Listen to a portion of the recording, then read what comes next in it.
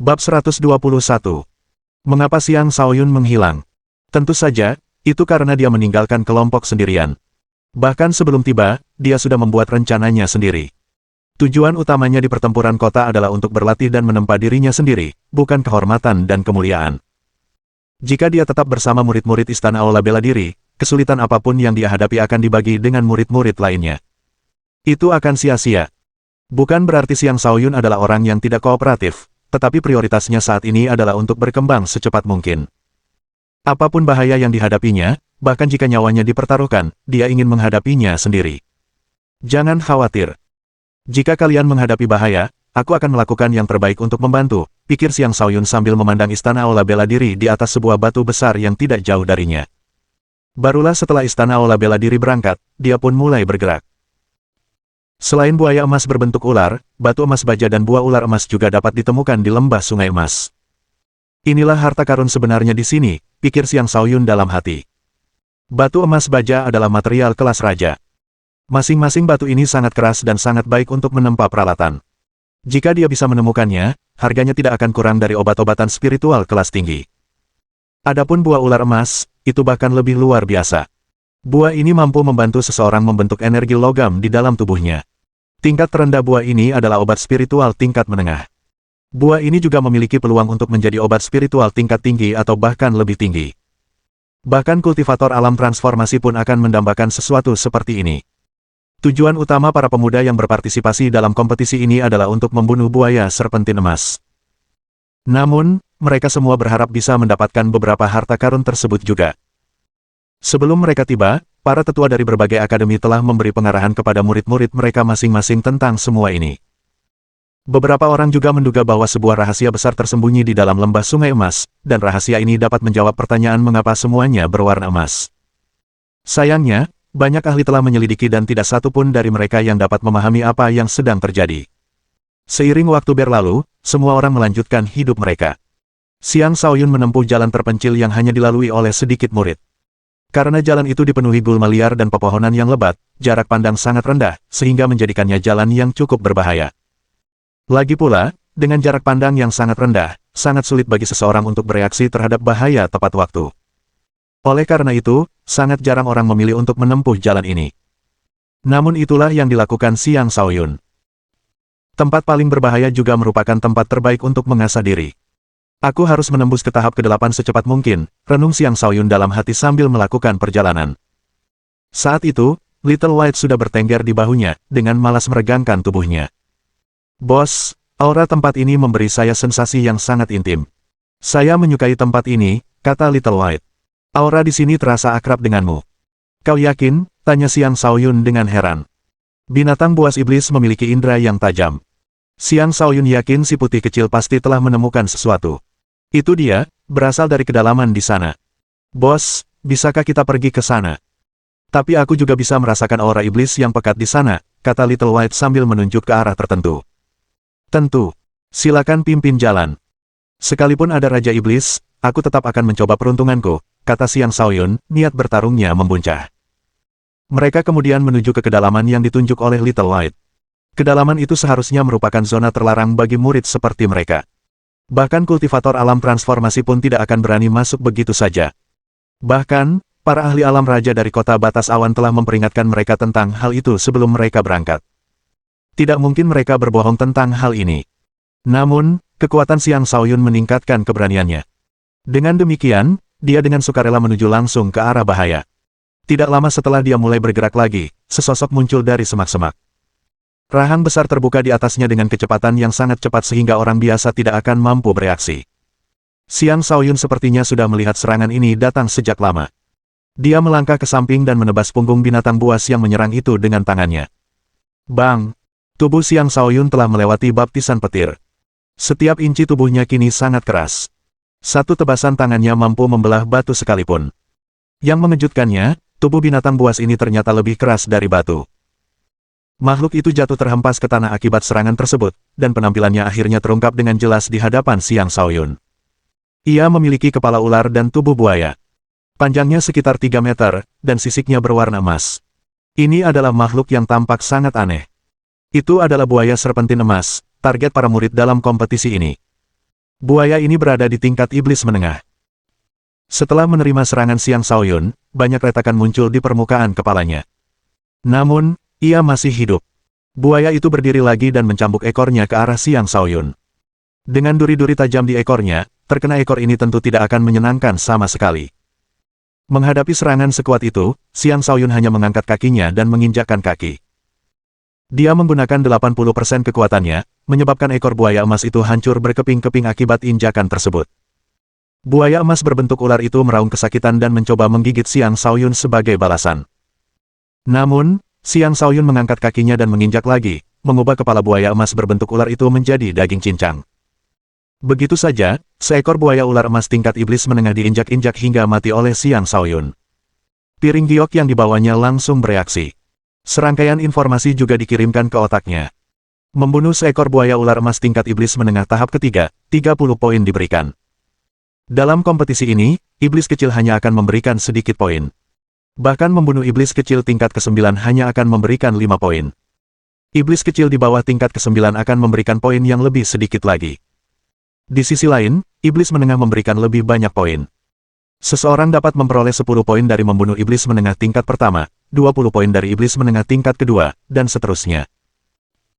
Sedangkan untuk iblis agung, seseorang bisa mendapatkan 200 poin untuk membunuh iblis agung tingkat pertama, 300 poin untuk iblis agung tingkat kedua, dan seterusnya. Dengan demikian, semakin tinggi kultivasi binatang iblis tersebut, semakin banyak poin yang akan didapatkan sebagai hadiah untuk membunuhnya. 30 poin. Ini baru permulaan, gumam Xiang Shaoyun. Kemudian dia melanjutkan perjalanannya.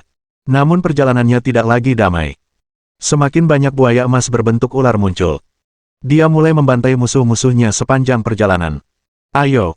Lebih banyak lagi, seru Xiang Shaoyun sambil memenggal kepala buaya emas berbentuk ular dengan pedang serigala emasnya. Iblis kecil dan iblis menengah hampir tidak sebanding dengan Xiang Shaoyun. Karena itu, ia berkelana di tengah pembantaian, tubuhnya basah kuyup oleh darah, tampak seperti algojo yang mengerikan. Dengan semua pembunuhan itu, bintang-bintang di dalam dirinya mulai berdenyut dengan intensitas yang lebih besar. Hambatan di tahap ke-7 tampaknya bergeser, seolah-olah ia sekarang dapat memasuki tahap berikutnya kapan saja. Tiba-tiba, 5 buaya emas berbentuk ular tingkat iblis menengah akhir muncul di pandangan Xiang Shaoyun. Di belakang mereka terdapat sebatang anggrek emas berkilauan. Kelima buaya emas berbentuk ular itu tidak memberi Xiang Shaoyun waktu untuk berpikir, karena begitu dia muncul, mereka menerkamnya dari 5 sudut yang berbeda. Xiang Shaoyun tidak takut pada kelima binatang buas ini, tetapi dia dapat merasakan bahwa binatang buas iblis yang lebih kuat sedang mendekat. Bab 122. Aku harus mengakhiri ini dengan cepat, pikir Xiang Shaoyun. Dengan pikiran itu, dia mulai menggunakan gerakan kakinya yang unik untuk bergerak di antara 5 buaya emas berbentuk ular, menebas pedang serigala emasnya ke kiri dan ke kanan saat dia melesat di tengah-tengah mereka. Teknik pedang serigala emas. Kekuatan penuh. Ketika seorang kultivator mengeksekusi teknik pertempuran dengan sempurna, kekuatan teknik pertempuran tersebut akan semakin diperkuat. Energi pedang melesat di udara disertai dengan lolongan serigala, dan kepala kelima buaya emas berbentuk ular yang terpenggal beterbangan. Namun setelah melancarkan serangan, pedang serigala emas juga hancur total. Kulit dan daging buaya ular emas terlalu keras untuk pedang itu. Jika bukan karena kekuatan Xiang Shaoyun, pedang itu bahkan tidak akan mampu menembus kulit mereka. Dengan demikian, memenggal kepala buaya ular emas menjadi misi terakhir pedang serigala emas. Tepat pada saat itu, seekor buaya emas berbentuk ular yang lebih besar tiba. Buaya emas berbentuk ular ini tidak langsung menyerang seperti buaya emas berbentuk ular lainnya. Sebaliknya, ia menatap Xiang Shaoyun dan sesekali menjulurkan lidahnya seperti ular.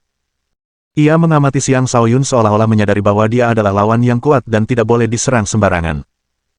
Ketika tatapan Xiang Shaoyun tertuju pada buaya emas berbentuk ular itu, buaya itu bahkan mulai mundur. Sepertinya buaya itu tidak berniat untuk bertarung dengan Xiang Shaoyun. Hei, jangan lari. Kau akan jadi santapanku. Xiang Shaoyun melesat maju dan menusukkan pedang serigala emasnya yang patah ke arah buaya ular emas itu. Murid-murid lain akan melarikan diri tanpa pikir panjang ketika bertemu dengan buaya ular emas tingkat iblis agung. Namun, alih-alih melarikan diri, Xiang Shaoyun malah mengejar binatang buas itu. Ini adalah akibat dari perbedaan kekuatan mereka. Dentang. Ketika pedang Xiang Shaoyun menghantam buaya emas berbentuk ular, pedang itu gagal menembus kulit binatang tersebut, dan terdengar bunyi dentang keras.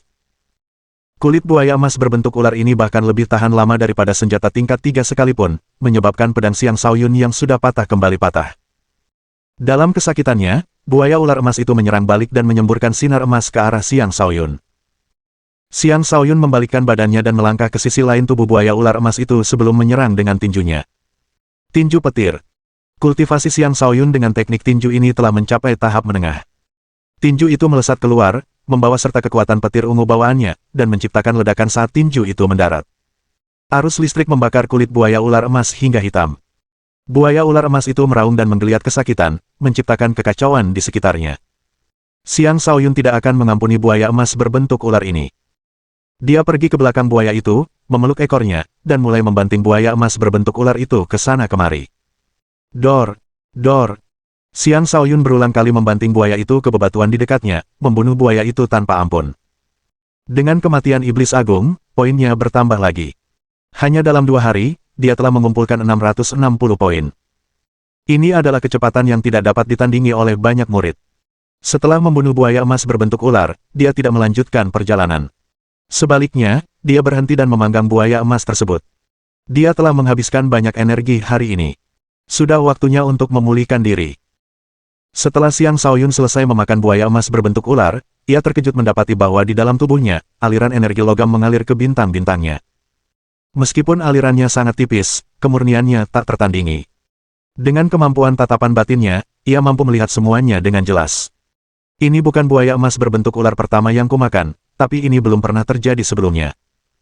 Jadi, hanya buaya emas berbentuk ular di tingkat iblis agung yang dapat menciptakan energi logam murni seperti ini. Xiang Shaoyun merenung. Meskipun aliran energi logam ini sangat tipis, aliran tersebut tetap mengisi kembali sebagian besar energinya. Aliran tersebut juga meningkatkan kedekatan antara dirinya dan elemen logam. Daging binatang buas iblis mampu meningkatkan vitalitas seseorang. Tapi ini pertama kalinya aku merasakan aliran energi dari mengonsumsi daging binatang buas. Xiang Shaoyun terus merenung sambil pikirannya melayang ke desas-desus yang didengarnya tentang rahasia lembah sungai emas. Rahasia itu pasti juga terkait dengan banyaknya buaya ular emas di sini. Petik 2. Dia menatap Little White dan mendapati bahwa Little White menikmati makanannya sama seperti dirinya. Rupanya, Little White juga merasakan getaran energi logam. Dia teringat apa yang dikatakan Little White sebelumnya. Ini adalah tempat di mana Little White merasakan aura yang intim. Mungkin sebuah pertemuan yang menguntungkan sedang menunggunya di suatu tempat di lembah sungai emas.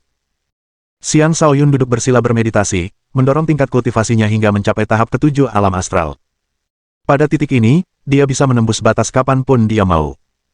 Namun dia masih menahan diri untuk tidak menerobos dan terus membangun fondasinya. Terburu-buru bukanlah hal yang baik. Keesokan harinya, ia menyuruh si putih kecil menelan anggrek emas. Ia juga ingin membantu si putih kecil tumbuh dengan cepat. Saat ini, si putih kecil sudah menjadi iblis agung dan tidak lebih lemah dari Xiang Shaoyun. Namun bagi Xiang Shaoyun, itu masih jauh dari cukup. Dia ingin membantu si kecil putih menjadi raja iblis secepat mungkin. Pada saat itu, dia akan mampu terbang melintasi langit hanya dengan menunggangi si kecil putih. Perjalanan akan jauh lebih mudah saat itu. Si kecil putih tidak ragu-ragu ketika Xiang Shaoyun memberinya anggrek emas. Dia membutuhkan banyak energi untuk tumbuh, dan anggrek emas memang sangat berguna baginya. Xiang Shaoyun melanjutkan perjalanannya, dan semakin jauh ia masuk, semakin banyak buaya emas berbentuk ular yang ia temui. Terlebih lagi, buaya emas berbentuk ular yang ia temui juga semakin kuat, memperlambat kemajuannya secara signifikan. Ia merasa sedang menuju sarang buaya emas berbentuk ular. Meskipun demikian, ia tidak menyesali pilihannya. Hanya pertempuran sengit yang akan benar-benar menempa dirinya. 3 hari kemudian, Xiang Shaoyun telah mengumpulkan 2.500 poin. Ini adalah hasil dari pembantaian sejumlah besar buaya ular emas iblis agung. Tubuhnya dipenuhi luka sementara pakaiannya benar-benar basah kuyup oleh darah. Seandainya bukan karena baju zirah kelas raja yang dikenakannya, dia pasti sudah mati sejak lama. Buaya serpentin emas itu bukanlah lawan yang mudah. Mereka memiliki pertahanan yang menakutkan dan serangan yang ganas. Kelalaian sekecil apapun saat menghadapi mereka akan berakibat kematian. Hari ini, bahkan si putih kecil terpaksa ikut serta dalam pertempuran. Ketika si putih kecil memperbesar tubuhnya, ia tampak perkasa dan menakutkan, dan tidak kalah mengerikannya dari buaya-buaya ular emas. Ia terlihat melesat ke sana kemari saat bertarung melawan buaya-buaya ular emas yang ditemuinya, tubuhnya memancarkan aura kekerasan. Begitu saja, 3 buaya emas berbentuk ular tingkat 3 iblis agung digigit hingga mati oleh si putih kecil. Meskipun menang, tubuhnya dipenuhi luka. Sementara itu, Xiang Shaoyun tidak lagi bertarung dengan tangan kosong, dan baru saja memenggal kepala dua iblis agung lainnya dengan pedang pembunuh langit penguasa sebelum mundur bersama si putih kecil. Dia jelas bahwa jika dia terus maju, kemungkinan besar dia akan bertemu dengan iblis agung tingkat lanjut. Ya, Xiang Shaoyun ingin menempa dirinya dan mendapatkan pertemuan kebetulan yang tersembunyi, tetapi dia juga yakin bahwa bertahan hidup lebih penting daripada apapun. Baik dia maupun si putih kecil bersembunyi di tempat tersembunyi dan mulai menyembuhkan diri dengan membelakangi sebuah batu besar. Keduanya saat ini berada dalam kondisi yang mengerikan. Jika mereka disergap sekarang, keadaan akan menjadi rumit. Tetapi alih-alih buaya ular emas, murid-murid dari akademi lain yang menemukannya. Hehe, aku menemukanmu. Kau benar-benar sangat mampu, ya. Kau bisa mencapai kedalaman lembah ini, sebuah suara menyeramkan terdengar. Karena luka-lukanya, Xiang Shaoyun sangat memperhatikan sekitarnya. Meskipun begitu, orang ini berhasil datang tanpa ia sadari. Itu membuktikan betapa mahirnya pendatang baru ini dalam menyembunyikan diri. Bab 123. Xiang Shaoyun dan Little White sama-sama menatap para pendatang baru itu dengan waspada. Sudah jelas bahwa mereka tidak datang dengan niat baik. Ketika Xiang Shaoyun akhirnya dapat melihat para pendatang baru itu dengan saksama, ia menyadari bahwa ia tidak mengenal satu pun dari mereka. Apakah Anda yakin telah menghubungi orang yang tepat? Tanya Xiang Shaoyun dengan tenang. Ada 7 orang di antara mereka, dan semuanya memiliki tingkat kultivasi yang sangat tinggi. 2 di antaranya sudah berada di alam transformasi. Adapun 5 lainnya, bahkan yang terlemah pun adalah kultivator alam astral tingkat 8. Dalam pertempuran kota, kelompok seperti itu sudah dapat dianggap sebagai kelompok yang sangat kuat. Xiang Shaoyun mengamati mereka dengan saksama dan yakin bahwa dia belum pernah melihat orang-orang ini sebelumnya. Tidak apa-apa jika kau tidak tahu siapa kami. Kau hanya perlu menyerahkan piring giokmu dan mematahkan kakimu sendiri, dan urusan kita di sini akan selesai, kata orang yang berbicara sebelumnya. Orang yang berbicara adalah seorang pemuda berpakaian hitam. Ia memiliki tubuh yang tegap dan ekspresi wajah yang tanpa ampun. Setelah berbicara, ia melambaikan tangannya dan memerintahkan orang-orang di sekitarnya untuk menyerang Xiang Shaoyun. Jelas sekali mereka datang ke sini untuk merampoknya tanpa memberikan penjelasan apapun. Xiang Shaoyun dapat melihat bahwa orang-orang ini tidak akan membiarkannya lolos begitu saja. Tentu saja dia tidak bisa hanya duduk diam dan membiarkan mereka melakukan apapun yang mereka inginkan, meskipun saat ini dia terluka parah. Biar ku penggal kepalanya, kata seorang pemuda. Dengan penuh semangat, ia bergerak mendahului teman-temannya. Dengan cepat, ia mengayunkan sepasang sabitnya tepat ke leher Xiang Shaoyun. Pesta naga ganda. Dia menyerang untuk membunuh, sama sekali tidak berniat mengampuni Xiang Shaoyun. Xiang Shaoyun tidak melakukan apapun.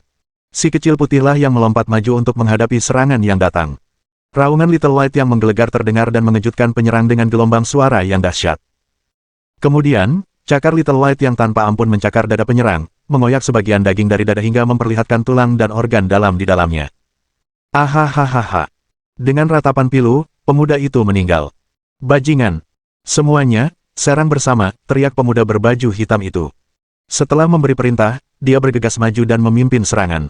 Dia adalah kultivator alam transformasi. Meskipun dia baru berada di tahap pertama, kultivasinya cukup untuk membuatnya mengalahkan banyak murid dalam kompetisi. Seperti ular yang lincah, pedang hitamnya menembus udara langsung menuju leher Xiang Shaoyun. Pada saat yang sama, kultivator alam transformasi lainnya juga menebas pedangnya ke arah Xiang Shaoyun. Keempat kultivator lainnya mengepung Xiang Shaoyun dan si kecil putih, mencegah mereka melarikan diri. Aku tidak peduli siapa kau. Karena kau sangat ingin mati, aku akan mengabulkan keinginanmu, teriak Xiang Shaoyun. Mengabaikan rasa sakit di sekujur tubuhnya, dia menghunus pedang pembunuh langit overload miliknya dan mengangkatnya, pedang itu memancarkan kekuatan petir ungu bawaan. Gemuruh. Serangan pedang itu datang bagaikan sambaran petir tiba-tiba dari langit yang cerah dengan kekuatan yang tak terbendung. Pemuda berbaju hitam itu sangat terguncang oleh serangan ini, tetapi dia masih seorang kultivator alam transformasi. Sambil menggertakkan giginya, dia terus maju dan menghadapi serangan itu. Dia merasa sangat buruk setelah menghadapi serangan itu secara langsung. Petir ungu bawaan itu sangat dahsyat dan langsung membakar seluruh tubuhnya hingga hitam. Dia terlempar jauh sebelum jatuh ke tanah. Bahkan di tanah, seluruh tubuhnya berkedut berulang kali, tampak sangat menyedihkan. Dua teman di samping pemuda berbaju hitam itu sangat ketakutan melihat apa yang mereka lihat. Tepat ketika keduanya lengah, jejak ungu melintas di udara, diikuti oleh dua kepala yang terpenggal. Setelah membunuh keduanya, Xiang Shaoyun mengertakkan giginya dan hendak melanjutkan serangannya kepada pemuda berbaju hitam ketika semburan darah segar menyembur keluar dari luka lama di lengannya. Dia hampir menjatuhkan pedangnya karena kesakitan. Memaksa dirinya untuk bertarung dengan kekuatan penuh telah memperparah lukanya. Ini adalah luka yang dideritanya saat membunuh buaya serpentin emas. Jika dia terus bertarung, kondisinya akan jauh lebih buruk. Si putih kecil, ayo kita pergi, kata Xiang Shaoyun. Si putih kecil tidak lebih beruntung daripada Xiang Shaoyun. Dia menggigit kepala salah satu penyerang sebelum melompat kembali ke Xiang Shaoyun. Kemudian keduanya melarikan diri. Sialan. Dia sudah terluka parah tapi masih sangat kuat. Pantas saja orang-orang Akademi Gateflek rela membayar untuk membunuhnya. Mereka tidak akan bisa lari jauh.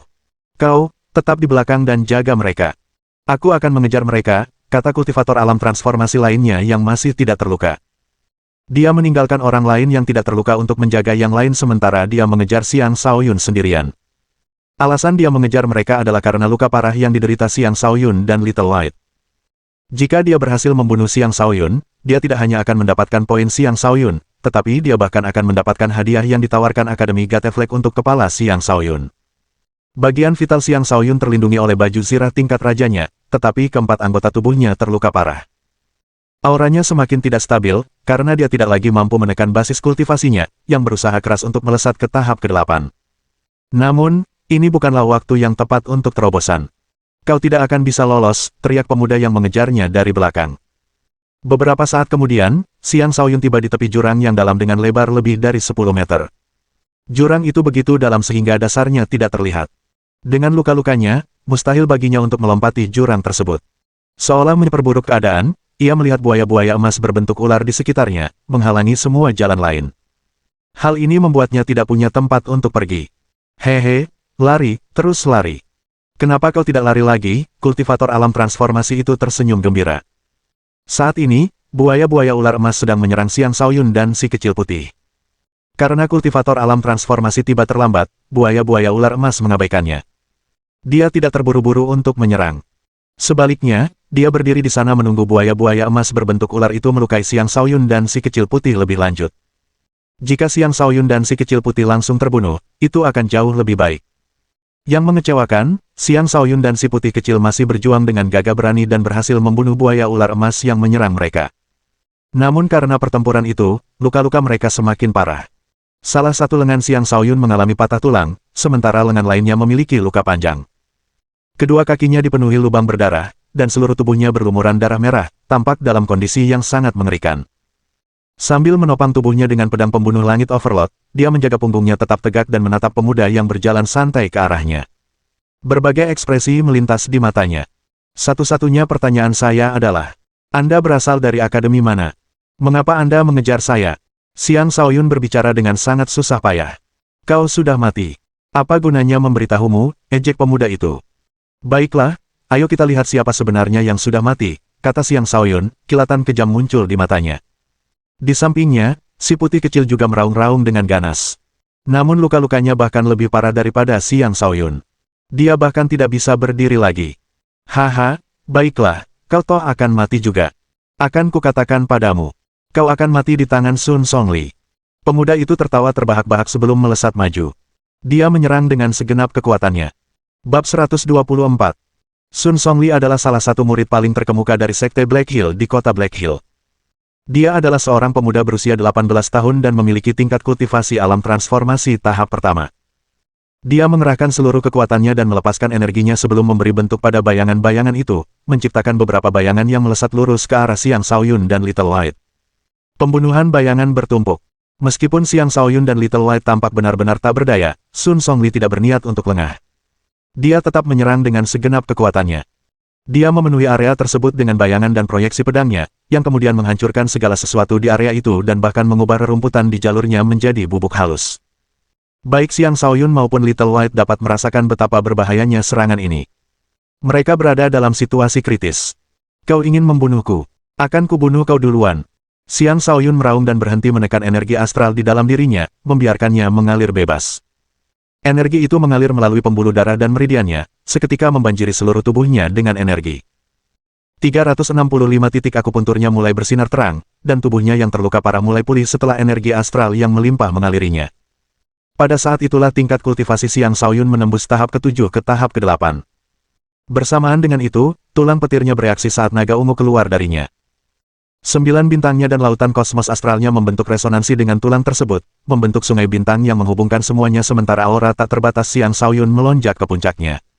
Pada saat itu, pedang Sun Songli telah sampai di dahi Xiang Shaoyun. Dia menyerang untuk membunuh. Pada saat kritis ini, lapisan energi ungu membentuk penghalang di sekitar tubuh Xiang Shaoyun, melindungi setiap inci tubuhnya, termasuk dahinya. Dentang. Penghalang berwarna ungu itu menghalangi pedang, menciptakan bunyi dentang yang tajam. Energi yang dibentuk. Lalu kenapa? Hancurkan. Sun Songli bisa merasakan perubahan itu, tetapi dia berteriak dan mendorong dirinya hingga melampaui batas, melepaskan 120% kekuatannya dan memusatkannya ke pedangnya. Dia tidak bisa membiarkan serangannya gagal. Xiang Shaoyun mulai mundur dengan pedang di dahinya. Retakan sudah mulai muncul di perisainya. Pedang itu hanya perlu sedikit lebih dalam, dan akan mampu menembus dahinya. Di bawah tekanan maut, Xiang Shaoyun menyelesaikan langkah terakhir dari terobosannya. Kekuatannya mencapai tingkat yang baru. Tanpa ada yang mengalihkan fokusnya, ia berhasil mencondongkan tubuh ke samping dan menghindari pedang sebelum mengangkat tangannya yang utuh dan mengarahkannya ke Sun Songli. Sun Songli berada tepat di depan Xiang Shaoyun. Oleh karena itu, saat Xiang Shaoyun mencondongkan tubuh ke samping untuk menghindari pedangnya, Sun Songli mengayunkan pedangnya ke samping, mencoba melancarkan tebasan lanjutan. Dia bisa merasakan betapa kuatnya Xiang Shaoyun. Jika dia tidak bisa membunuh lawan ini secepat mungkin, dia tidak akan punya kesempatan lagi. Dia benar.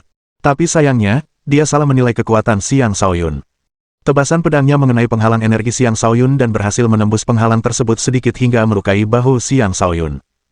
Itu pun hanya mungkin terjadi karena aktivasi jari penghancur bintang oleh Xiang Shaoyun telah melemahkan penghalang energinya sendiri. Bang! Sun Songli terlalu fokus untuk membunuh Xiang Shaoyun dan tidak menyangka akan mendapat serangan balik secepat itu. Serangan itu membuka lubang berdarah di tubuhnya, menyebabkannya meraung kesakitan. Serangan itu bercampur dengan petir ungu bawaan Xiang Shaoyun. Karena itu, serangannya sangat menghancurkan. Sun Songli benar-benar tak berdaya melawan petir ungu bawaan yang menyerang tubuhnya. Petir ungu bawaan itu kemudian menghancurkan organ-organnya, dan vitalitasnya menurun dengan cepat. Katakan, mengapa kau mencoba membunuhku? Tanya Xiang Shaoyun, mengabaikan luka-lukanya sendiri. Sun Songli menatap Xiang Shaoyun dengan tak percaya, darah terus mengalir dari mulutnya tanpa henti. Dengan susah payah, dia mengucapkan kata-kata terakhirnya, Sekte Black Hill tidak akan mengampuni. Ia menghembuskan napas terakhirnya sebelum menyelesaikan kalimatnya. Sekte Black Hill, salah satu dari 10 akademi terbaik. Xiang Shaoyun mengerutkan kening. Dia tidak punya waktu untuk berpikir. Dia merebut piring giok Sun Songli dan memindahkan semua poin ke piringnya. Dengan itu, dia sekarang memiliki lebih dari 1000 poin. Sungguh hadiah yang luar biasa yang diberikan Sun Songli kepadanya. Sekarang, Xiang Shaoyun jelas memiliki salah satu poin tertinggi dalam kompetisi. Namun, dia tampaknya tidak terlalu peduli dengan poin tersebut. Sebaliknya, dia lebih khawatir tentang cedera yang dialaminya dan Little White.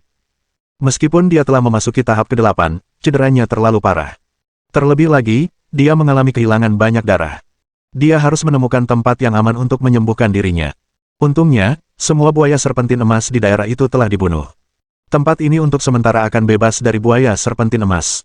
Selain itu, tempat ini agak terpencil, dan kecil kemungkinan orang lain akan datang ke sini. Karena itu, dia memilih tempat acak di sekitarnya dan bersembunyi. Kemudian, ia mengeluarkan obat spiritual tingkat rendah, jamur darah, dan memberikannya kepada si putih kecil untuk membantu memulihkan vitalitasnya.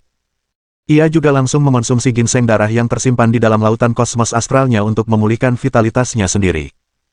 Pada saat yang sama, ia mengeluarkan sejumlah besar obat-obatan kuno dan mencampurnya sebelum menggunakannya untuk mengobati luka luar dirinya dan si putih kecil. Mereka berdua menderita luka parah dan tidak akan bisa bertarung untuk waktu yang singkat. Lebih buruk lagi, salah satu lengan Xiang Shaoyun patah. Memulihkan lengan yang patah bukanlah hal mudah. Ia harus terlebih dahulu memperbaiki tulang yang bergeser sebelum lengannya mulai pulih. Tidak akan sulit untuk meluruskan kembali tulang yang bergeser jika ada orang lain di sini. Tapi sepertinya aku hanya bisa mengandalkan diriku sendiri sekarang. Xiang Shaoyun menghela napas. Sejak saat ia memutuskan untuk bergerak sendirian, ia telah memperkirakan akan menghadapi banyak kesulitan. Ia tidak menyesali keputusannya karena hatinya semakin teguh. Ia sekarang berada di tahap ke-8. Dengan demikian, dengan energi yang melimpah dalam dirinya, kecepatan pemulihannya juga meningkat. Setelah 1 hari, ia merasa jauh lebih baik. Pemulihannya yang cepat sebagian besar disebabkan oleh ginseng darah dan terobosan yang baru-baru ini dialaminya. Dalam kondisi yang jauh lebih baik sekarang, ia berjalan ke sebuah batu besar, memasukkan lengannya yang patah ke dalam sebuah lubang, dan memutar tubuhnya. Retakan. Begitu saja, dia memaksa tulang yang bergeser itu kembali ke posisi semula. Keringat mengucur di dahinya, dan ekspresi kesakitan yang mendalam terpancar di wajahnya, tetapi dia tidak mengeluarkan suara. Akhirnya aku bisa bermeditasi dengan normal sekarang. Xiang Shaoyun menghela napas lega. Dia kembali ke tempatnya semula, memakan beberapa daging kering, dan mulai bermeditasi. Sambil membolak-balik kitab penguasa penakluk surga miliknya, dia mengirimkan energinya melalui bagian tubuhnya yang terluka untuk membantu penyembuhannya lebih cepat. Dia tidak menyadari bahwa di sisinya, si putih kecil yang sedang tidur memiliki lapisan cahaya kemasan samar di sekeliling tubuhnya. Luka-lukanya sembuh dengan cepat dan bahkan aura iblisnya semakin kuat. Ini terlalu lambat. Jika terus begini, aku baru akan pulih sepenuhnya dalam waktu sekitar 10 hari atau setengah bulan. Saat itu, sudah terlambat untuk melakukan apapun untuk kompetisi. Aku harus memikirkan sesuatu, renung Xiang Shaoyun. Kemudian, pandangan batinnya tertuju pada tulang petirnya. Tulang petir itu memiliki petir ungu bawaan, kekuatan penghancur yang tidak mungkin bisa diblokir oleh siapapun pada tingkat kultivasinya. Terlebih lagi, tulang ini juga memiliki kemampuan magis untuk menyerap energi petir untuk tumbuh sendiri. Aku harus mencobanya. Xiang Shaoyun ragu-ragu sebelum mengaktifkan tulang petir. Gelombang energi petir mulai mengalir menuju bagian tubuhnya yang terluka. Bes, bes. Seketika, rasa kebas menyelimuti tubuhnya sementara ekspresi kesakitan terpancar di wajahnya. Bab 125. Sakit. Sakit yang hebat. Rasa sakitnya begitu hebat sehingga Xiang Shaoyun tak kuasa menahan erangannya. Luka-lukanya sudah sangat sakit, tetapi setelah petir ungu bawaannya mengalir melalui bagian yang terluka, rasanya seperti menambahkan minyak ke api atau menambahkan garam ke luka. Rasa sakit yang dihasilkan begitu hebat hingga seolah menembus sumsum tulangnya. Tepat ketika Xiang Shaoyun hendak menarik kembali petir ungu bawaannya, dia merasakan perubahan. Rasa sakitnya berkurang sementara darah yang menggumpal perlahan mencair. Pada saat yang sama, vitalitasnya meningkat. Jelas dia sedang pulih. Karena itu, dia membiarkan petir ungu bawaannya tetap berada di tempat-tempat yang terluka, dan dia menahan rasa sakit yang hebat. Ini adalah ujian lain, kelahiran kembali lain yang harus dia jalani. Kekuatan petir adalah kekuatan penghancur, tetapi juga mengandung kekuatan pembangkitan, mampu membangkitkan potensi kekuatan hidup seseorang. Sejumlah besar kekuatan medis terpendam dalam diri Xiang Shaoyun karena bertahun-tahun ayahnya merebusnya dalam ramuan obat. Kekuatan petir hanya mengaktifkan kekuatan medis terpendam di dalam dirinya, membantu mempercepat pemulihannya. Saat ia sembuh dengan cepat, rasa sakit yang dirasakannya mulai berkurang. Ia merasa lebih baik seiring berjalannya waktu, dan setelah waktu yang tidak diketahui, ia merasa lukanya telah sembuh sepenuhnya. Ia tidak lagi merasakan sakit, dan akhirnya kesadarannya kembali jernih. Ia segera melepas perbannya dan mendapati bahwa daging yang baru tumbuh tampak selembut kulit bayi, dan semua kerak luka telah terlepas. Aku sudah pulih. Aku benar-benar sudah pulih. Haha. Xiang Shaoyun tertawa terbahak-bahak. Membawa luka serius di lingkungannya saat ini adalah ide buruk, karena bahaya bisa datang kapan saja. Tapi sekarang, semuanya baik-baik saja. Dia telah pulih sepenuhnya. Kekuatan bertarungnya juga meningkatkan kepercayaan dirinya untuk menghadapi apapun yang akan datang selanjutnya dalam kompetisi. Xiang Shaoyun melihat si putih kecil tidak jauh darinya. Si putih kecil tampaknya telah pulih lebih cepat dan saat ini sedang melahap buaya serpentin emas yang telah diburunya sebelumnya. Xiang Shaoyun menyadari bahwa binatang buas iblis pulih jauh lebih cepat daripada manusia, tetapi kecepatan pemulihan si putih kecil tetap melampaui harapannya. Si kecil putih, apakah kau baik-baik saja? Tanya Xiang Shaoyun. Ya, saya baik-baik saja sekarang, bos, jawab Little White. Cepat sekali. Berapa kekuatanmu saat ini tepatnya? Tanya Xiang Shaoyun dengan penasaran. Aku sekarang adalah iblis agung tingkat 4. Aku telah sepenuhnya mencerna sisa inti iblis yang belum tercerna tadi. Itu meningkatkan kecepatan pemulihanku dan juga memperkuat tingkat kultivasi serta fisikku, jawab Little White dengan jujur. Apa? Sudah menjadi iblis agung tingkat keempat? Seru Xiang Shaoyun dengan cemas. Ya. Baik inti iblis maupun gigi harimau yang kumakan sebelumnya milik Raja Iblis, dan setelah hampir sepenuhnya mencerna keduanya, wajar jika aku mencapai level ini, kata Little White, sama sekali tidak terkejut. Itu menjawab keraguan Xiang Shaoyun. Si putih kecil telah mengandalkan pencernaan lebih banyak inti iblis dan gigi harimau untuk mencapai tahap keempat dari alam iblis agung.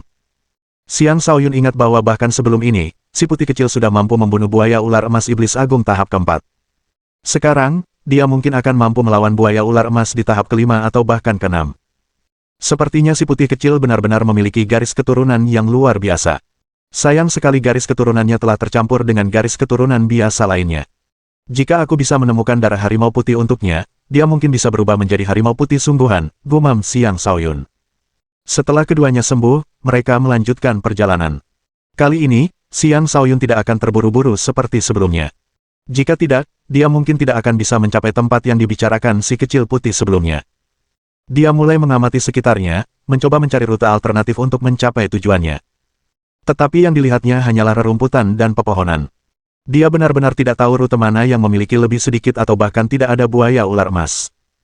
Si putih kecil, dengan kekuatan kita, akan sangat sulit bagi kita untuk mencapai tempat yang kau rasakan, kata Xiang Shaoyun sambil tersenyum getir. Si putih kecil tidak mengatakan apa-apa. Sebaliknya, dia mulai berkeliaran sambil mengendus udara berulang kali.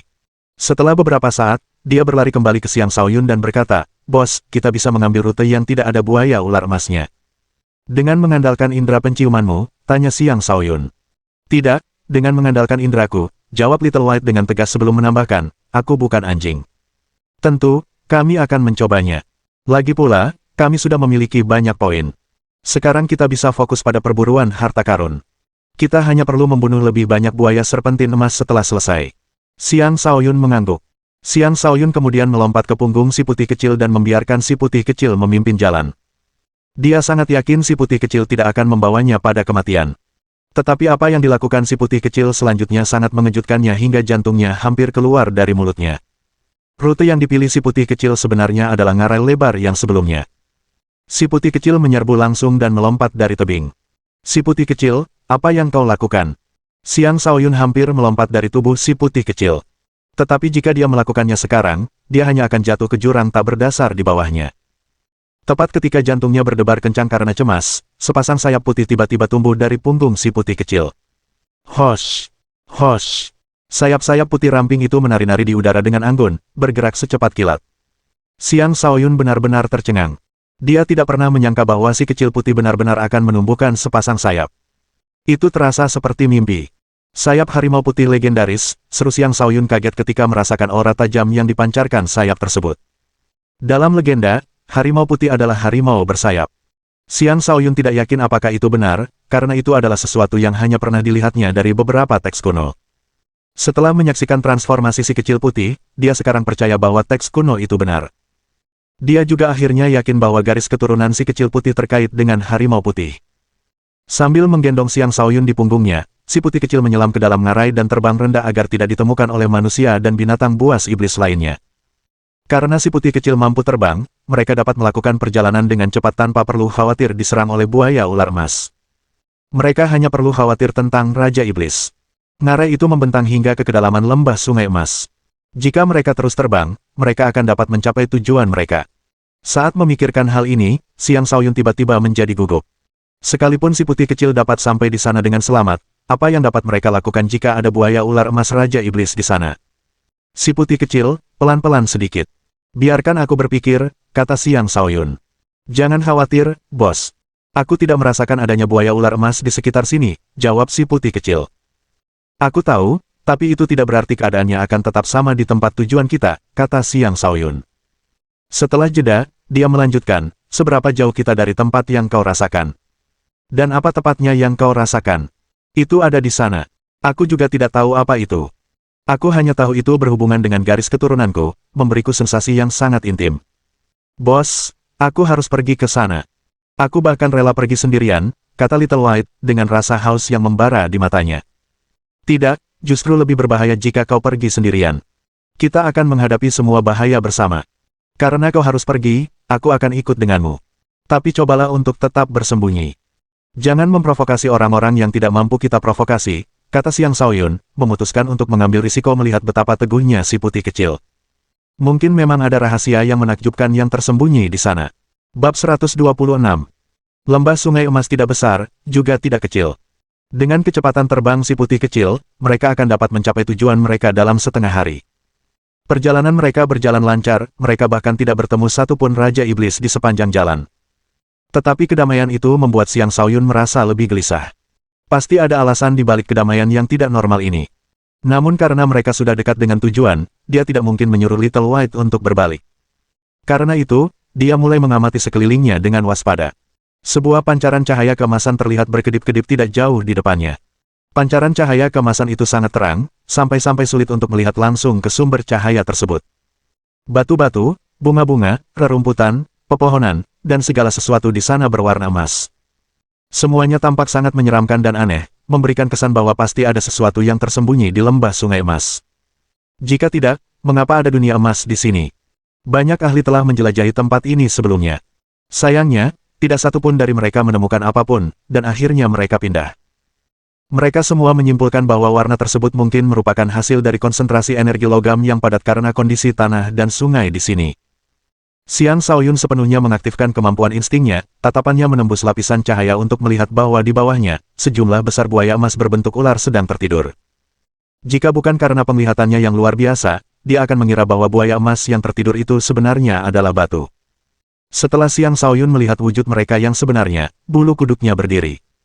Ada puluhan ribu buaya emas berbentuk ular. Bahkan kultivator alam raja pun akan lari ketakutan melihat pemandangan ini, apalagi Xiang Shaoyun yang hanya kultivator alam astral tingkat 8.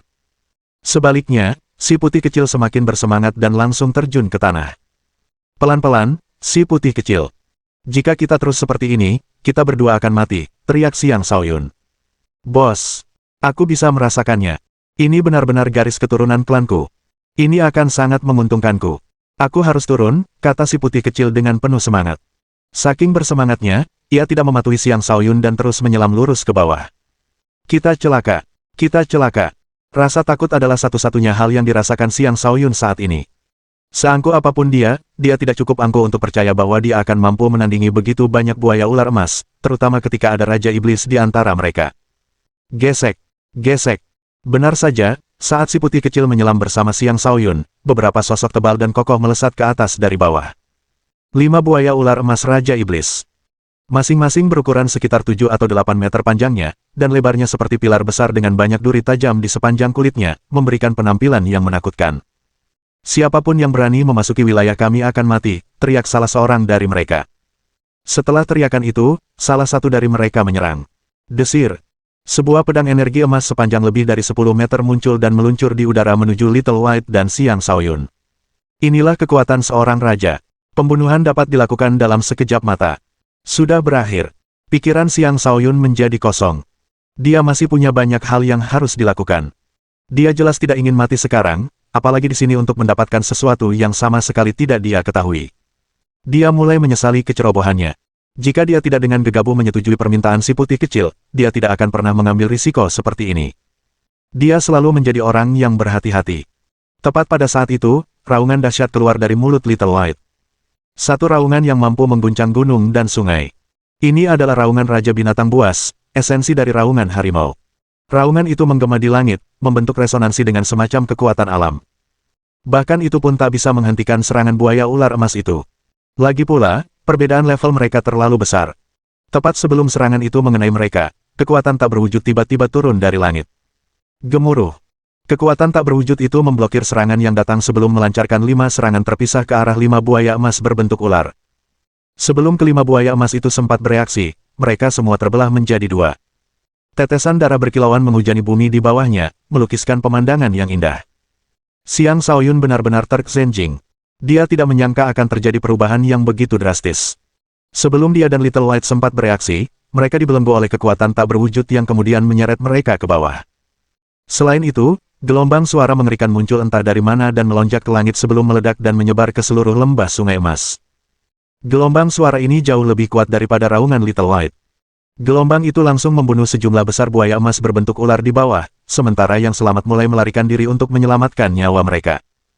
Hal itu menciptakan kepanikan massal buaya-buaya emas berbentuk ular, banyak di antaranya mati terinjak-injak oleh teman-teman mereka sendiri dalam kekacauan tersebut. Bahkan para murid muda di pinggiran lembah sungai emas pun mendengar suara itu, hati mereka gemetar ketakutan. Suara apa itu? Menakutkan sekali. Itu raungan harimau. Oh ayolah, jangan bilang ada Raja Harimau di sini juga. Raungannya sangat menakutkan. Pasti ada Raja Iblis Harimau baru yang muncul di sini. Tapi kukira ini wilayah buaya ular emas. Kurasa ini bukan sekadar Raja Iblis. Rasanya seperti sesuatu yang jauh lebih kuat. Sialan. Banyak buaya serpentin emas menyerbu keluar. Sial. Lari. Gelombang suara itu menjerumuskan seluruh lembah sungai emas ke dalam kekacauan. Banyak murid muda yang berburu buaya emas menderita akibatnya, banyak di antara mereka tewas atau terluka karena terinjak-injaknya hewan-hewan tersebut. Untungnya, para kultivator alam raja telah memperhatikan lembah itu. Mereka segera bergegas ke sana dengan kereta mereka ketika mereka merasakan apa yang sedang terjadi. Pemimpin kelompok itu adalah Mochej, seorang komandan dari kota batas awan. Dia saat ini adalah kultivator alam langit tingkat 5 yang memiliki kekuatan luar biasa. Orang-orang di sekitarnya juga semuanya adalah ahli alam langit. Komandan, ada sesuatu yang berubah di lembah Sungai Emas, kata salah seorang dari mereka. Ya, apakah teka-teki lembah Sungai Emas akan segera terpecahkan, kata Mochej sambil mengerutkan kening. Apakah kita menyelamatkan anak-anak, tanya seseorang. Krisis diperlukan untuk menggali bakat sejati. Hanya dengan bertahan melewati krisis ini mereka akan menjadi elit. Mari kita lihat saja nanti, kata Mochej dengan acuh tak acuh. Komandan, bahkan Raja Buaya Serpentin Emas pun terbang keluar dari tempat itu. Jika kita pergi ke arah sana, keadaan akan menjadi rumit, kata seseorang. Saat ini kami tidak punya pilihan lain, kata Mocheng. Kemudian, kereta mereka melaju menuju kedalaman lembah Sungai Emas. Tetapi sebelum mereka bisa mendekat, mereka bertemu dengan sejumlah besar Raja Buaya Serpentin Emas yang kemudian menyerang mereka. Hal itu memaksa mereka untuk berhenti dan menghadapi Raja-Raja Buaya Serpentin Emas tersebut. Namun tak lama kemudian, mereka mendapati diri mereka tak mampu bertahan lebih lama lagi. Terlalu banyak Raja Buaya Emas berbentuk ular. Saat itu juga, beberapa sosok terlihat melesat dengan kecepatan yang mencengangkan. Para pendatang baru bergabung dalam pertempuran dan langsung membunuh sejumlah besar Raja Buaya Emas berbentuk ular. Terima kasih atas bantuannya, kakak-kakak, kata Mochej penuh syukur setelah mereka akhirnya berhasil mengalahkan buaya-buaya emas berbentuk ular itu. Baiklah, cukup basa-basinya. Mari kita lihat apa yang terjadi, kata pemimpin para pendatang baru itu. Bab 127.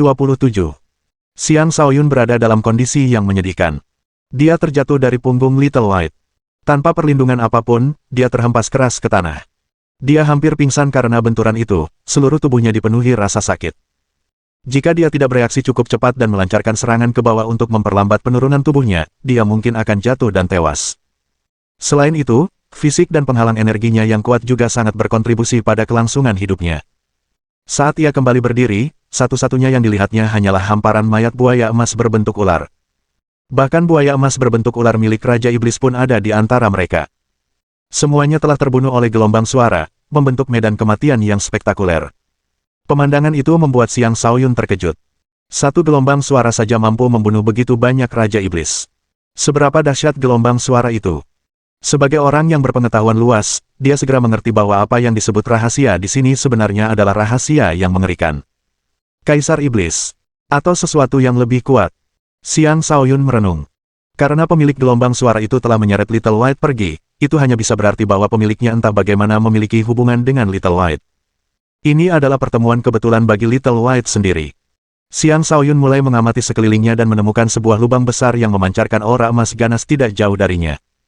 Si putih kecil pasti telah diseret ke sana. Dia ingin mendekati lubang itu, tetapi aura emas ganas itu segera meninggalkan banyak luka di kulitnya. Aura emas ganas ini sangat dahsyat. Mungkin ada jenis energi logam unik yang berkumpul di sana, gumam Xiang Shaoyun pada dirinya sendiri sambil mengamati aura emas itu dengan mata tajamnya. Setiap jenis kekuatan hadir dalam bentuk yang berbeda, dengan setiap bentuk memiliki kemampuan luar biasa. Jika seseorang menyerap aura emas ganas ini dan berkultivasi dengannya, ia akan menjadi lebih kuat sementara serangannya menjadi lebih destruktif. Meskipun Xiang Shaoyun sudah memiliki petir ungu bawaan di dalam dirinya, dia tidak keberatan menyerap energi yang berbeda untuk meningkatkan kemampuan bertarungnya. Sayangnya, dia kesulitan mendekati lubang itu. Aura emas yang ganas itu mampu membunuh bahkan kultivator alam raja, apalagi dirinya. Tak lama kemudian, Xiang Shaoyun mengubah suasana hatinya dan mengalihkan pandangannya ke buaya-buaya emas berbentuk ular yang telah mati. Dia menghunus pedang pembunuh langit penguasa miliknya, bersiap untuk memanen semua inti iblis dari mayat-mayat tersebut. Ini sebenarnya adalah panen besar, panen yang diimpikan banyak orang. Bahkan mayat-mayat itu pun berharga.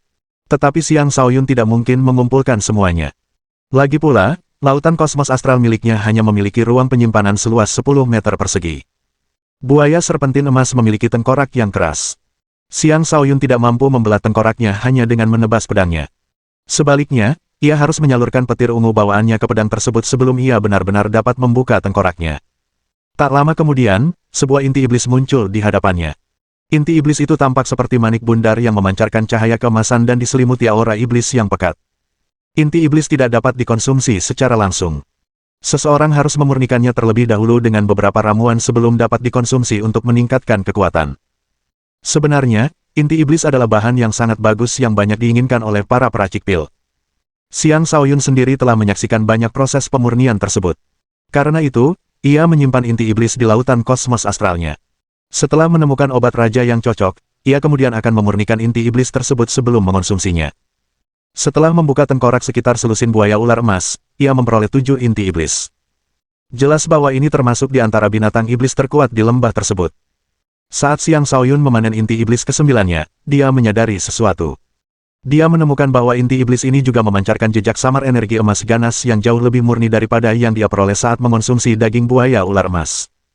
Sepertinya inilah alasan mengapa buaya ular emas begitu kuat di sini, gumam Xiang Shaoyun. Saat ia sibuk memanen inti iblis, tiba-tiba ia merasakan pertempuran sengit terjadi tidak jauh darinya. Jelas sekali para ahli manusia juga telah tiba. Sepertinya insiden ini begitu mencolok sehingga para ahli pun tertarik. Apa yang harus kulakukan sekarang? Xiang Shaoyun merasa gelisah. Ia sangat berharap si putih kecil bisa keluar dan membawanya masuk ke dalam lubang itu juga.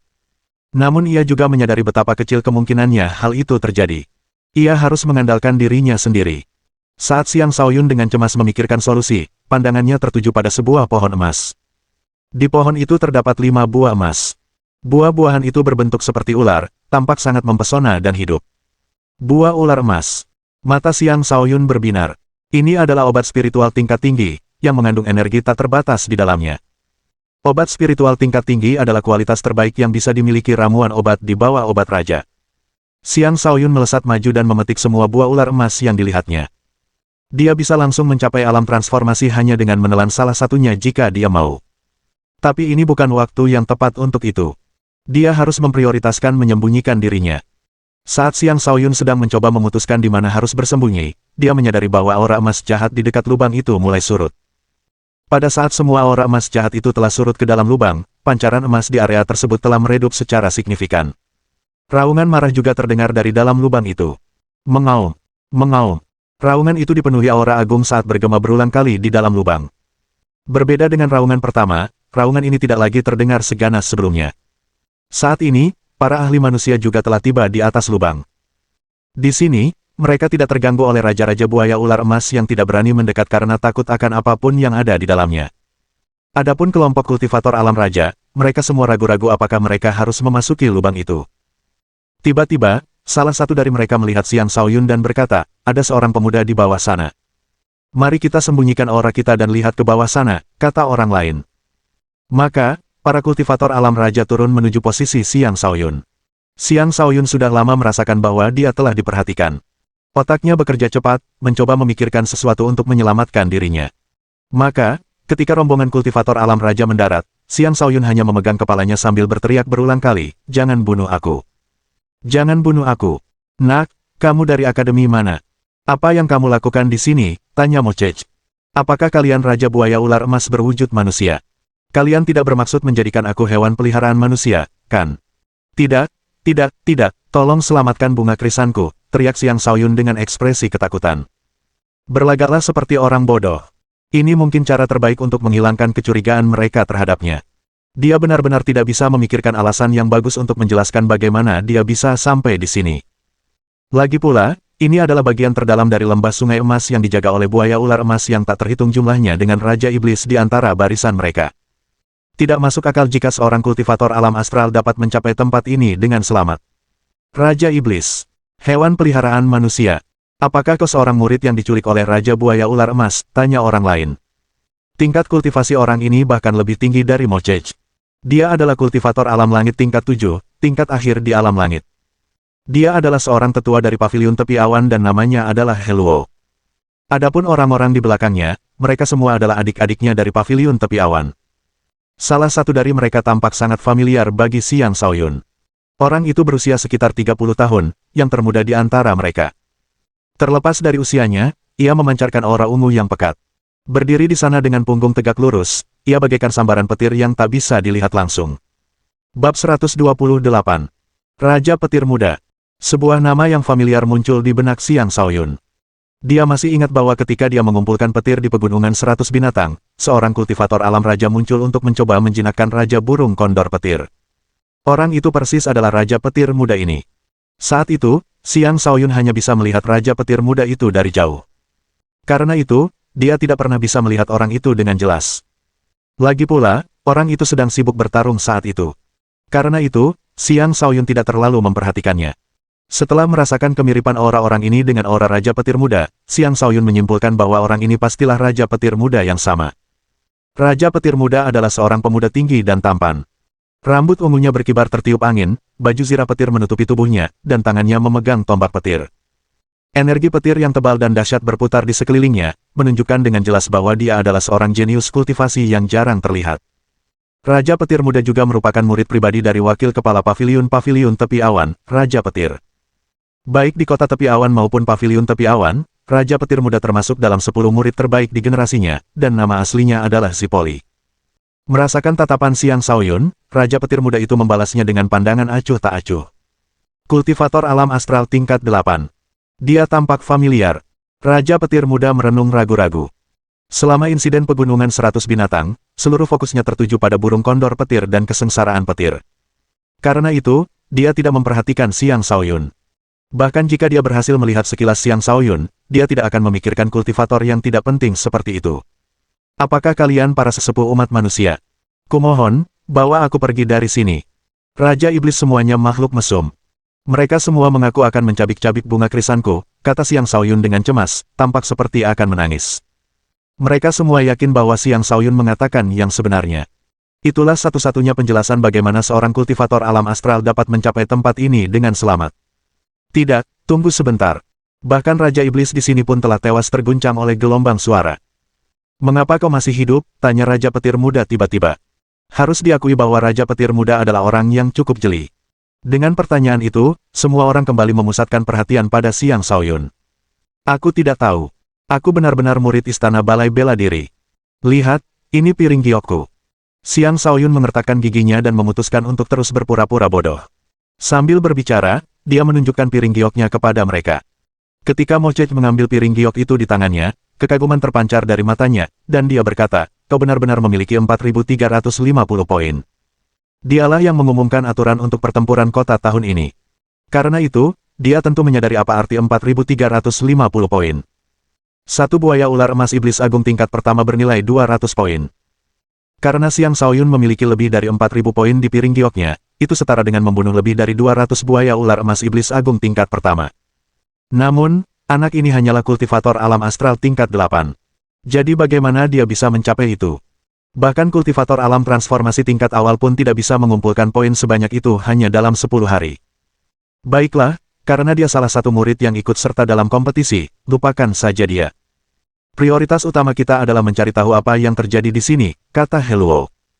Dia tidak lagi mau repot-repot memikirkan Xiang Shaoyun dan sekarang fokus pada lubang yang tidak jauh dari situ. Lihat betapa banyaknya Raja Iblis yang mati di sini. Apakah kita benar-benar harus pergi? Mengapa kita tidak kembali ke paviliun dan melaporkan ini kepada atasan, saran seseorang. Tidak, keadaan mungkin akan berubah lebih jauh jika kita meluangkan waktu untuk kembali. Kita harus mencoba masuk terlebih dahulu.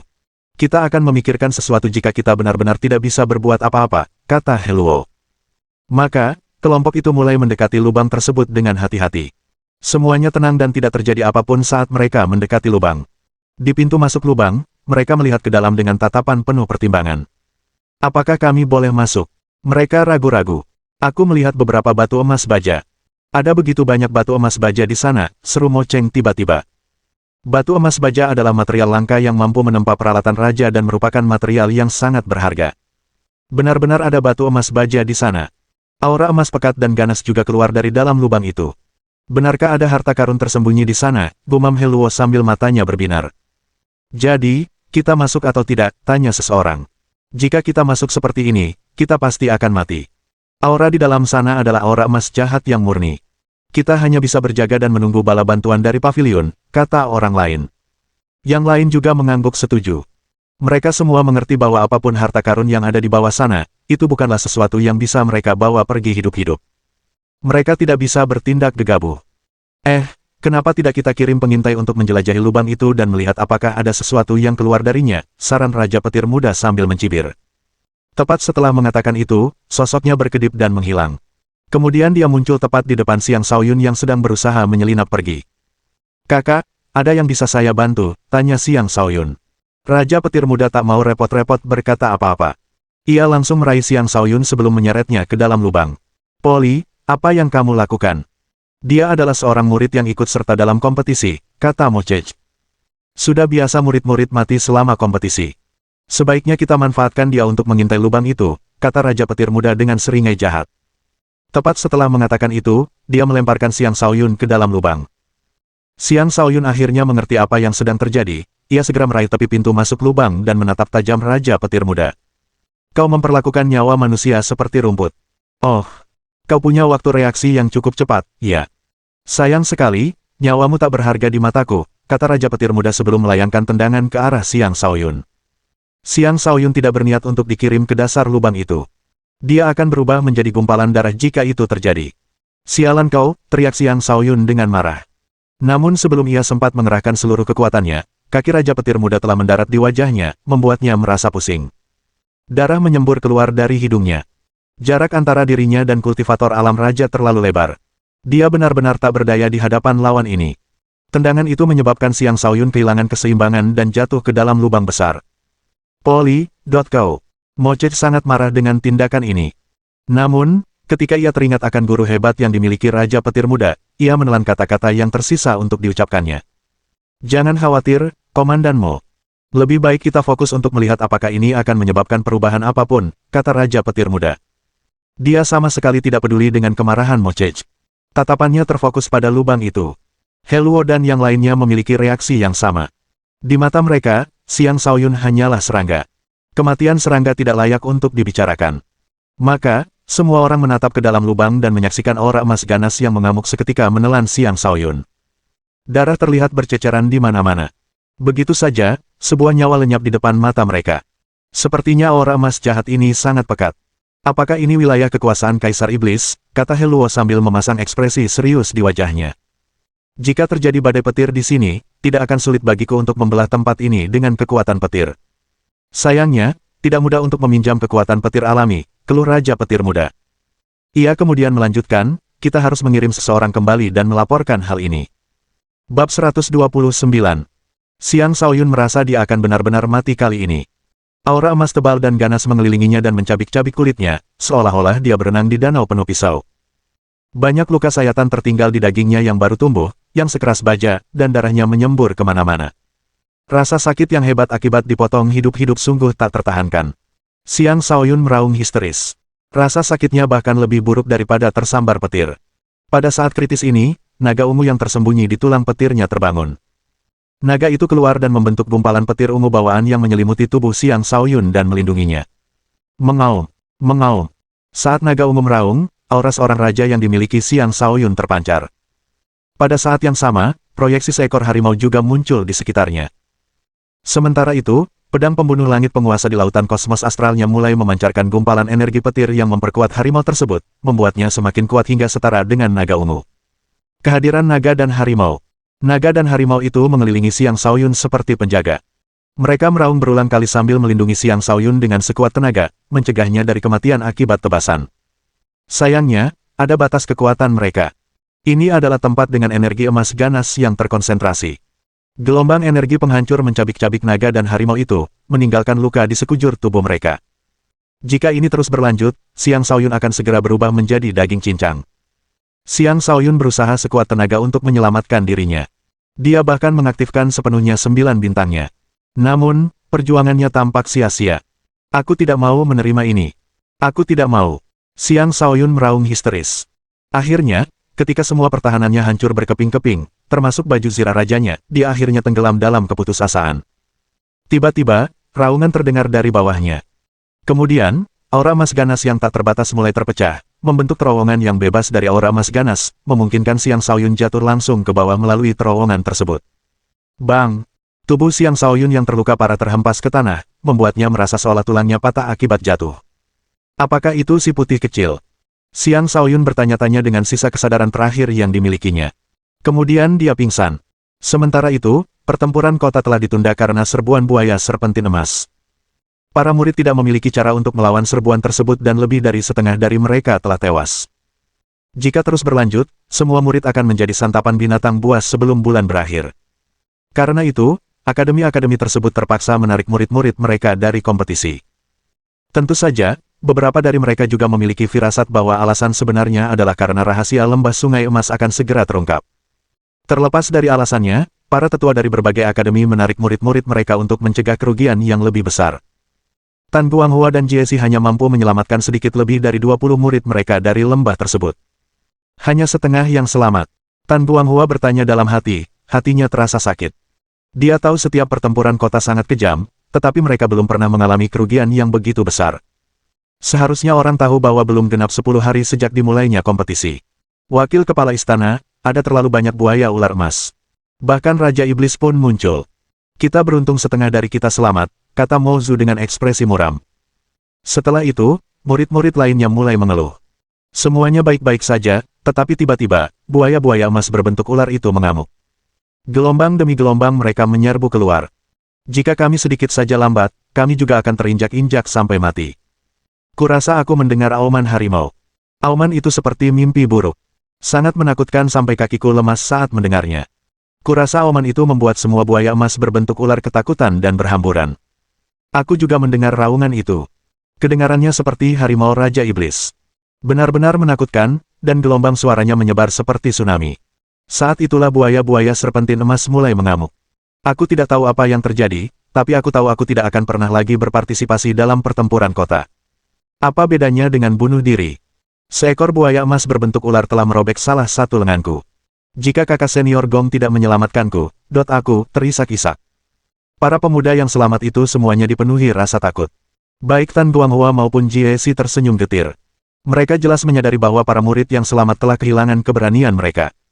Seorang kultivator tanpa keberanian sama saja dengan orang cacat. Dalam situasi ini, para murid yang mampu tetap tak gentar menghadapi kematian akan terus maju dengan penuh semangat dan berani dalam jalan kultivasi mereka, dan masa depan mereka akan cerah. Tepat ketika kapal hendak berlayar, sebuah suara terdengar, wakil kepala istana, tetua pertama, bisakah kita menunggu lebih lama? Bos saya belum kembali. Pembicara itu adalah Xia Liu Hui. Kondisinya juga sangat menyedihkan. Seluruh tubuhnya dipenuhi luka, tetapi untungnya, keempat anggota tubuhnya masih utuh. Setelah mengatakan itu, Lu Xiaoxing juga berbicara dengan cemas. Ya, Xiao Yun belum kembali. Kita harus menunggunya. Tan Guanghua dan Jie Si saling bertukar pandang sebelum Jie Si berkata, sudah sehari berlalu. Semua kapal sudah berangkat. Murid-murid yang selamat pasti sudah muncul sekarang. Aku khawatir. Tidak. Aku menolak untuk percaya dia akan mati. Aku akan kembali ke sana. Aku harus mencarinya. Lu Xiaoxing tidak bisa menerima kenyataan bahwa Xiang Shaoyun telah terbunuh. Dalam kegelisahannya, dia mencoba melompat dari kapal. Di sampingnya, Chen Xin dengan cepat memeluknya dan berkata, tenanglah, adikku. Kembali sama saja dengan bunuh diri. Xia Liu Hui pun ingin kembali, tetapi berhenti ketika mendengar kata-kata Chen Xin. Lembah sungai emas saat ini dipenuhi buaya ular emas. Belum lagi mencari Xiang Shaoyun, dia mungkin akan mati begitu masuk. Adik Lu, tenanglah. Adik Xiang menghilang begitu kita masuk. Mungkin dia beruntung dan bertemu dengan sesuatu yang menguntungkan, Mo Zu menghibur Lu Xiaoxing. Baiklah. Mari kita pergi, perintah Tan Guanghua dengan tatapan tegas di matanya. Ia menyesal atas kehilangan Xiang Shaoyun, tetapi ia tidak bisa membiarkan semua orang mati di sini demi Xiang Shaoyun. Jika kita tinggal lebih lama lagi, buaya ular emas akan mengepung kita. Saat itu, aku tidak akan mampu melindungi kalian semua. Shaoyun, kau harus tetap hidup. Isak tangis. Lu Xiaoxing mulai menangis terseduh-seduh. Kesedihannya tampak menular, mata murid-murid lainnya pun ikut berkaca-kaca. Bos, Anda harus kembali. Anda bilang akan menjaga saya di masa depan. Xia Liu Hui mengepalkan tinjunya dan meraung ke arah lembah sungai emas. Di sudut kapal, Gong Qingyin juga menunjukkan ekspresi penyesalan di wajahnya. Dalam hati, dia menghela napas, begitu saja, dia meninggal sebelum waktunya. Wakil kepala istana, tetua pertama, saya perlu melaporkan sesuatu. Orang-orang dari Akademi Gateflek dan Sekte Black Hill pernah bersekutu melawan kita. Jika serangan buaya ular emas tidak terjadi saat itu, saya khawatir, lapor Mo Zu. Akademi Gateflek. Kami tidak akan melupakan ini, kata Tan Guanghua, dengan kilatan jahat di matanya. Setelah kembali, kurasa kita perlu meminta tetua Zhen Peng untuk berkunjung ke Akademi Gateflek. Kalau tidak, mereka akan berpikir mereka bisa menindas kita kapanpun mereka mau, usul Jie Si. Dia berhenti sejenak sebelum menambahkan, kita bahkan bisa menyalahkan mereka atas kematian Xiang Shaoyun. Tapi, Tan Guanghua ragu-ragu, tidak tahu bagaimana ia harus melakukannya. Bab 130. Di dalam gua. Tempat ini masih dipenuhi aura emas ganas yang berputar-putar tanpa henti. Setiap gelombang aura ini mampu menghancurkan bahkan pertahanan kultivator alam raja. Karena itu, tidak ada yang bisa memasuki gua tersebut. Di bawah aura emas yang mengerikan itu terdapat ruang kosong. Rasanya seolah-olah seseorang telah menciptakan ruang ini menggunakan aura emas yang mengerikan sebagai batas alaminya. Di dalam ruang itu, tergeletak kerangka besar di tanah. Kerangka itu panjangnya beberapa puluh meter dan tingginya lebih dari 10 meter. Bentuknya seperti harimau, jelas merupakan sisa-sisa harimau iblis yang telah mati sejak waktu yang tidak diketahui. Di dahi kerangka itu terdapat sebuah manik-manik sebesar 2 kepala manusia dewasa. Manik-manik itu saat ini memancarkan sinar kemasan. Ini adalah inti iblis yang sangat besar. Pada umumnya, inti iblis Raja Iblis biasa berukuran sebesar setengah kepalan tangan. Sedangkan inti iblis ini, ukurannya lebih dari 10 kali lipat. Hal ini saja sudah membuktikan betapa menakutkannya harimau iblis ini ketika masih hidup. Saat ini, kerangka itu tampak hidup kembali. Proyeksi seekor harimau melayang di atasnya seolah-olah itu adalah jiwa harimau yang telah mati. Proyeksi itu tampaknya muncul dari dalam inti iblis. Sebenarnya, itu adalah jiwa dari inti iblis tersebut. Manusia memiliki jiwa manusia, sedangkan makhluk iblis memiliki jiwa iblis, dan inti iblis adalah tempat bersemayamnya jiwa iblis. Jiwa itu berwujud seekor harimau putih besar. Di dahinya terdapat huruf Raja Wang berwarna emas. Huruf Raja itu sangat menyilaukan, mata harimau itu seolah mampu menembus jiwa seseorang, dan taring harimau itu tampak menyeramkan dan menakutkan. Ini adalah harimau putih sejati. Selain huruf Raja emas di dahinya, seluruh tubuhnya berwarna putih salju murni. Saat itu, si kecil putih meraung melawan jiwa harimau putih ini. Darahnya seolah mendidih saat ia meraung sekuat tenaga, berusaha menahan rasa takut naluriah yang dirasakannya. Sayangnya, ia tidak memiliki garis keturunan murni. Sebelum menjadi harimau putih sejati, ia sangat kecil, tidak berbeda dengan anak harimau. Tak lama kemudian, tekanan dari jiwa harimau putih itu membuatnya tergeletak di tanah, tak mampu bergerak. Sebelum jiwa harimau putih ini, si kecil putih bagaikan bayi yang tak berdaya. Jiwa harimau putih ini hanya perlu menyentuhnya sedikit saja dan ia akan mati. Untungnya, harimau putih ini telah mati bertahun-tahun yang lalu. Satu-satunya alasan jiwa iblis itu tetap berada di sini adalah karena kekuatan di dalam inti iblis belum sepenuhnya lenyap. Ia telah menunggu seseorang yang membawa garis keturunan harimau putih untuk muncul agar dapat mewariskan warisannya. Ah, sudahlah, kurasa. Anak kecil, kau hanya memiliki setengah dari garis keturunan klanku, tetapi ada indikasi bahwa garis keturunanmu perlahan kembali ke akarnya. Baiklah, aku akan memberikan semua yang tersisa. Aku hanya berharap kau tidak akan mempermalukan harimau putih. Harimau putih adalah raja binatang buas, dengan naga sebagai satu-satunya lawan kami. Ras lain bukanlah apa-apa di hadapan kami, kata jiwa harimau putih sambil mendesah. Setelah mengatakan itu, sisa kekuatan harimau putih kembali ke inti iblis. Kemudian, inti iblis melayang ke arah si kecil putih. Selama si kecil putih menelan inti iblis itu, dia akan dapat memperoleh warisan harimau putih. Terima kasih, leluhur. Little White mengucapkan terima kasih dengan hormat sebelum membuka mulutnya dan menelan inti iblis itu. Tepat pada saat itu, seberkas cahaya kemasan melesat keluar dari inti iblis itu menuju seorang pemuda yang tidak jauh dari mereka. Karena takdir tampaknya telah mempertemukanmu dan manusia ini, aku juga akan membantunya. Mari kita lihat apakah dia bisa selamat dari amukan harimau putih, kata jiwa harimau putih itu. Setelah menelan inti iblis, energi tak terbatas mulai mengalir ke seluruh tubuh Little White. Tubuhnya membengkak sementara gumpalan energi emas ganas membentuk kepompong emas di sekelilingnya. Kepompong itu terbentuk dari kekuatan murni, kekuatan yang tak seorang pun bisa mendekatinya. Di sisi lain, Xiang Shaoyun tampaknya berada dalam kondisi yang cukup buruk. Dia terluka parah dan beruntung masih hidup. Tiba-tiba, energi dari jiwa harimau putih itu menusuk dahinya. Mengaum, mengaum. Jiwa harimau putih itu adalah makhluk asing di dalam tubuh Xiang Shaoyun. Di dalam dirinya, jiwa harimau putih itu meraung, mengguncang kesadaran jiwanya hingga terbangun. Apa yang terjadi? Kau bukan si kecil putih.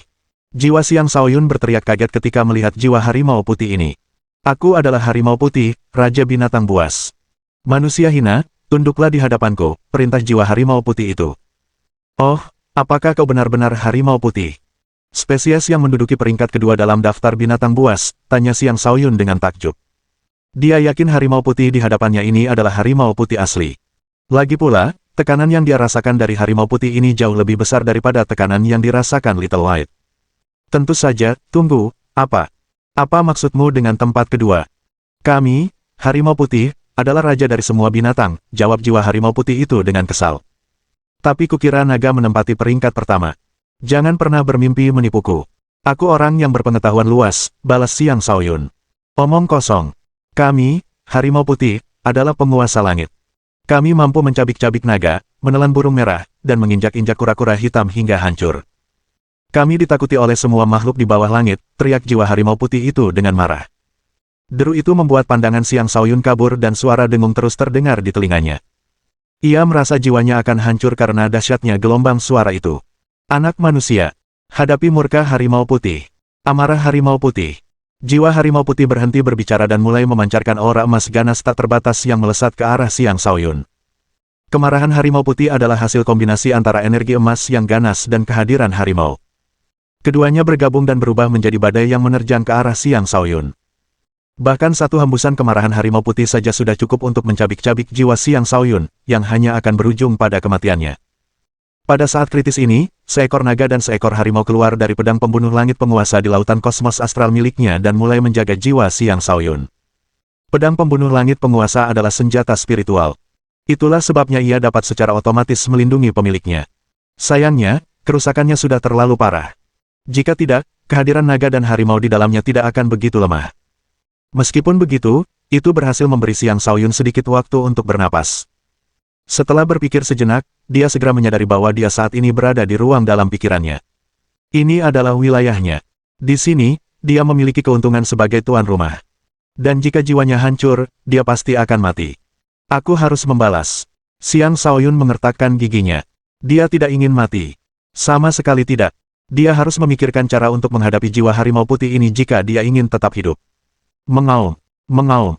Para penjaga naga dan harimau akhirnya tercabik-cabik oleh amarah harimau putih, menyebabkan pedang pembunuh langit penguasa kehilangan sebagian kilaunya. Pedang itu sudah melakukan yang terbaik. Tanpa para pelindungmu, apa yang bisa kau lakukan sekarang? Manusia hina, matilah, ucap jiwa harimau putih itu dingin sebelum amarah harimau putih itu kembali berkobar. Kau ingin membunuhku?